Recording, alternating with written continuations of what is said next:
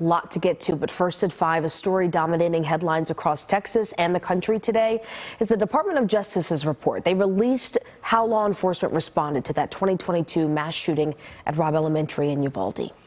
It's a 575-page review. It's big in volume. It hits really hard at what it calls a series of cascading failures by law enforcement on the scene that day, leaving nearly 3 dozen elementary school students and their teachers trapped inside a couple of classrooms with that gunman for over an hour.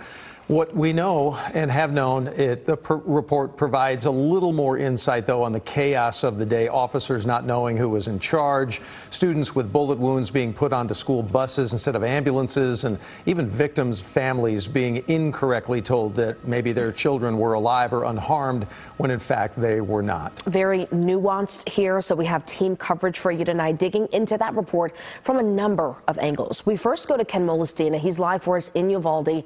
That is where, after this report, the call is to now hold those who failed responsible for their actions. Ken, that's something we've heard a lot of.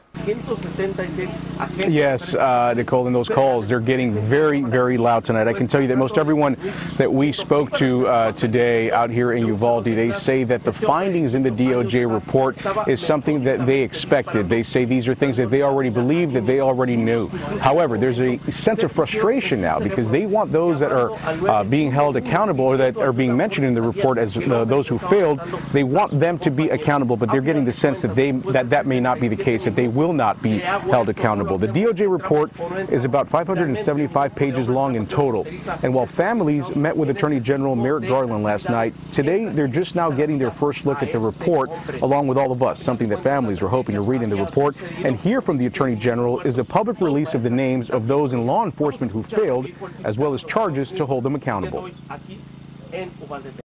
Do you want to see people charged now? Is that the next step? Oh, absolutely. And it's not just now.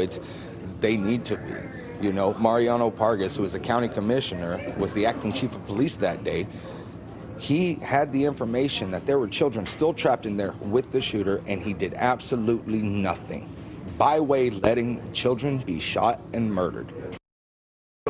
You know, one of the recommendations that also came out in this report is that officers now receive full training for active shooter events, something that we found out that not all the officers that responded here to Robb Elementary back in May of 2022, that they had that training. So that was another finding that was released in the report. Nicole, Doug? So we know you went through the report. We got a whole team here we're going to hear from who've been going through the report through the day. But basically, you skimming through this thing, what did the investigation show specifically when it came to training officers had, or maybe in some cases did not have?